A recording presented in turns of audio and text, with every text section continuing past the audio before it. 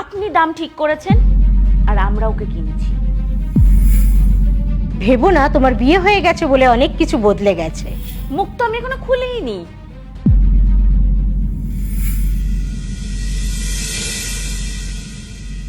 মা, বেরোচ্ছি। গাড়ির চাবিটা নিয়ে কোথায় যাচ্ছ? মা, একটু বাজারের দিকে যাচ্ছি। ওই পূজার কিছু জিনিস কেনার আছে, তাই ওকে নিয়ে বাজারে যাচ্ছি। সে ভালো কথা, নিয়ে যাও, কিন্তু গাড়ি নিয়ে যাওয়ার কি আছে?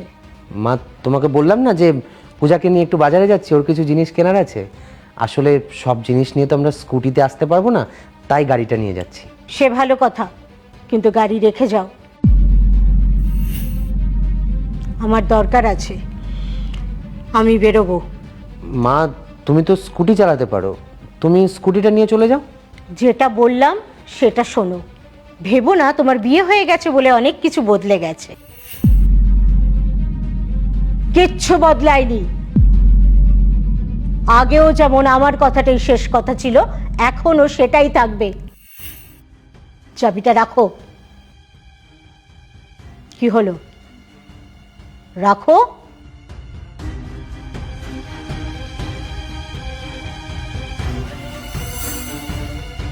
গাড়ির চাবিটা তোলো।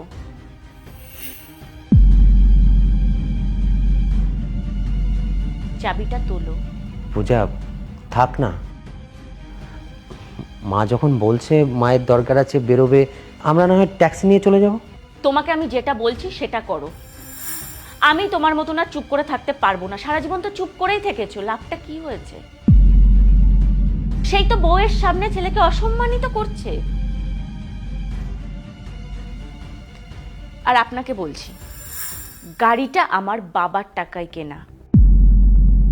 ওটা আমার বাবা আমাকে বিয়েতে উপহারে দিয়েছে, তাই গাড়িটা আমি নিয়ে যাব।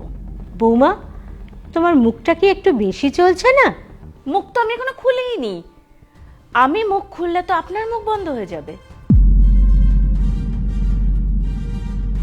গাড়ি তো আজকে আমি নিয়েই যাব, কারণ গাড়িটা আমার বাবা আমাকে দিয়েছে। তাই নিজের কোনো জিনিস ব্যবহার করার আগে আমি কারো পারমিশন নেব না। বেশ, গাড়িটা তোমার বাবা দিয়েছে, গাড়িটা তুমি নিয়ে যাও, কিন্তু ছেলেটা তো আমার। ওকে তো তুমি তোমার বাপের বাড়ি থেকে আর আনোনি, ওকে এখানে রেখে যাও। এই শোনো, তুমি ঘরে যাও। না, কোথাও যাবে না, কারণ ও এখন আর আপনার ছেলে নয়। আমি ওকে কিনেছি। কি বলছো কি তুমি এসব? যা বলছি একদম ঠিক বলছি। আপনি দাম ঠিক করেছেন আর আমরা ওকে কিনেছি। কেন, ভুলে গেছেন মনে হচ্ছে? ঠিক আছে, আমি আপনাকে মনে করিয়ে দিচ্ছি। মনে পড়ে বিয়ের সময় আমার বাবার কাছ থেকে পণে আপনি কি কি নিয়েছিলেন?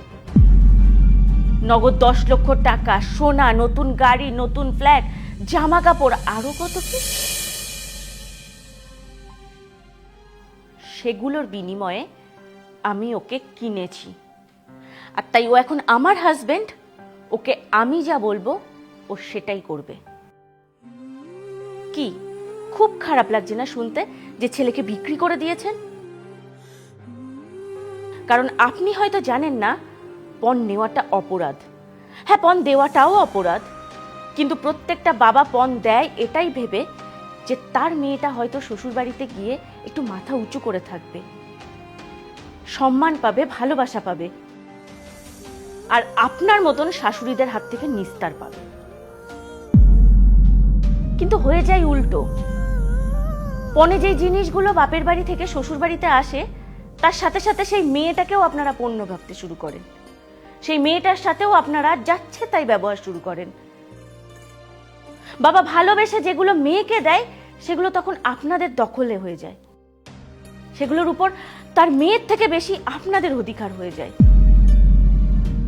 আজ আমি আপনার সাথে এই ব্যবহারটা কখনোই করতাম না, কিন্তু আমি বাধ্য হয়ে আজকে মুখটা খুলেছি, কারণ আপনি আমাকে বাধ্য করেছেন। প্রতিনিয়ত দিনের পর দিন আমার বাপের বাড়ি থেকে দেওয়া আমাকে জিনিসগুলো আপনি নিজের বলে দাবি করেছেন। আমি যখন কোনো জিনিসটা ব্যবহার করতে চেয়েছি তখন সেটা আপনি আমাকে ব্যবহার করতে দেননি। কিন্তু আমি তো এটার মুখ বুজে সহ্য করব না। সবারই একটা সহ্যের সীমা থাকে। চাবিটা নাও আর আমার সাথে চলো। আর একটা কথা, যদি ভালোভাবে থাকেন, আমাকে সম্মান দিতে পারেন, ভালোবাসতে পারেন, আমিও আপনাকে ভালোবাসবো, মাথায় করে রাখবো, সম্মান দেব, নচেত নয়। এবার আপনি ভেবে দেখুন আপনি কি করবেন। চলো।